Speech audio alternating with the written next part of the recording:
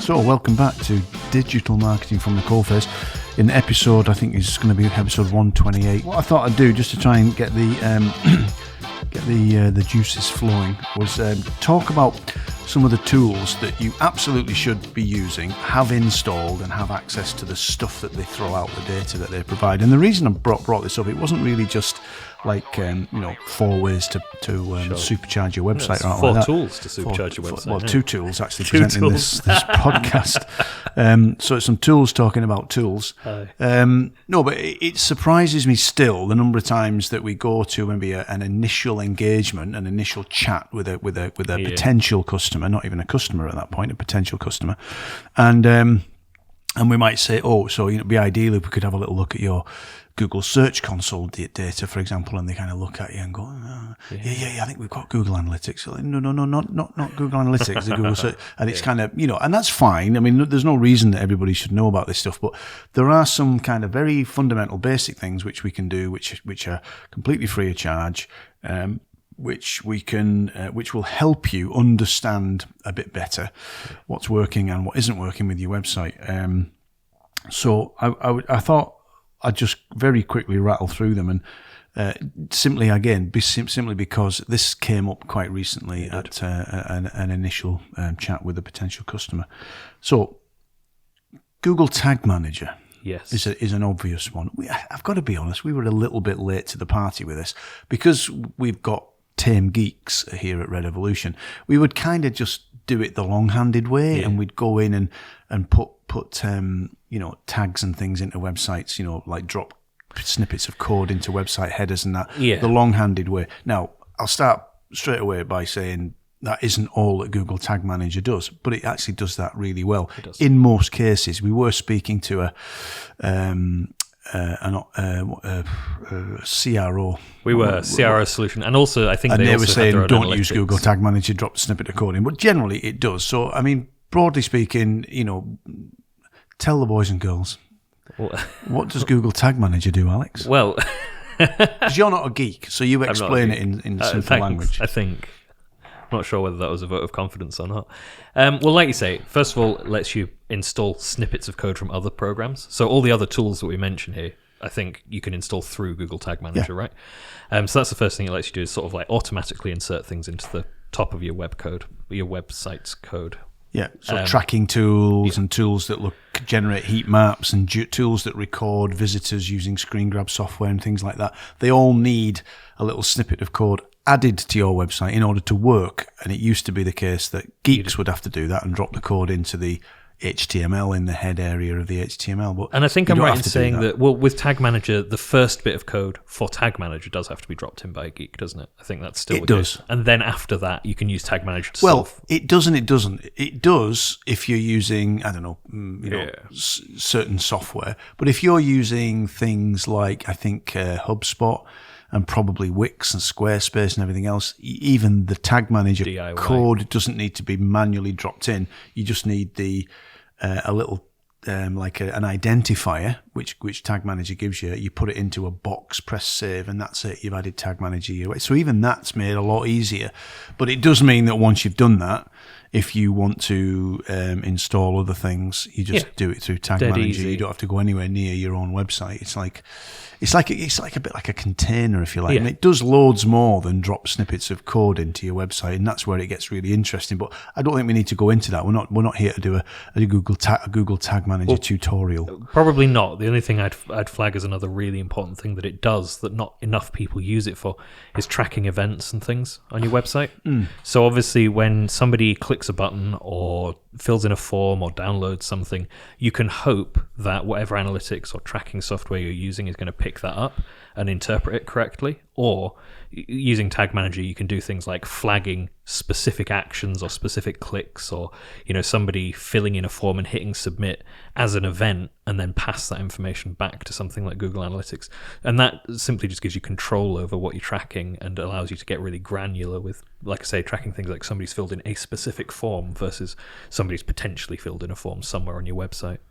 Yes, I'd love to say eloquently explained. however.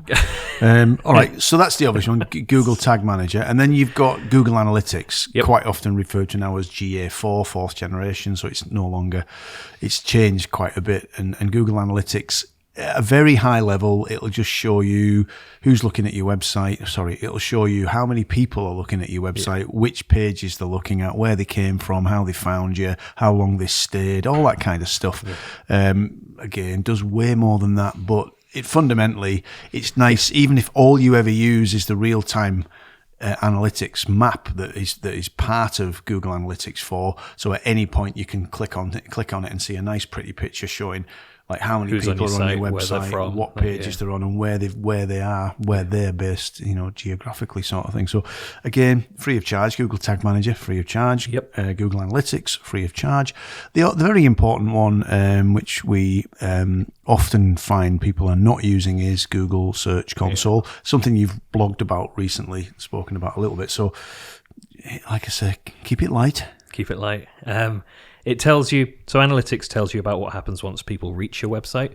Google Search Console for organic traffic does the bit before that. So how they found you in search, when you appeared in search, where you ranked, and it'll show you that against sort of pages or keywords. So you can look at Google Search Console and say, okay, for my service page about widget building, what search terms do I actually rank for? How well am I ranking? How often do people see that page in search? And that's all, sort of, I guess in explaining that, it's immediately obvious why that would be useful. But it is a really good way of finding out both, where you currently are, and also where you're potentially missing out on tons of traffic, because you can see, where you're almost ranking on page one. It sort of shows you how you're making it easier for your competitors to grab the business that you could potentially have a go at. Yeah, in simple terms, isn't it? Okay, and finally, in this short introduction to some sort of essential tools which don't cost you anything and are well worth making sure you've got installed. I know this isn't the same thing, Looker Studio, but we recently started experimenting quite a bit with Looker, and I heard Julie say earlier that she'd been putting some reports together to help with automation of reports and things like that. So this is, I'm not sure if it's free though, is it? It is, yeah, completely it is free. Yeah. It's not, we haven't got access to it because we have a Google Workspace plan or anything. Free. Right.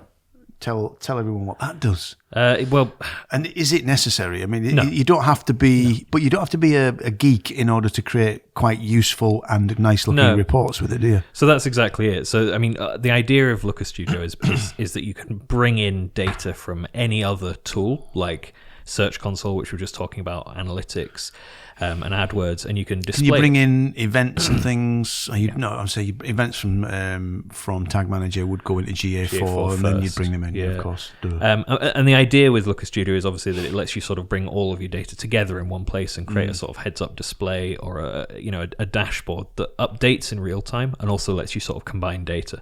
And I guess that's mostly useful where you are using a lot of different platforms, but you need to show that data to somebody and they need a sort of really quick top-level overview, and they don't want to dig around in 6 different bits of software.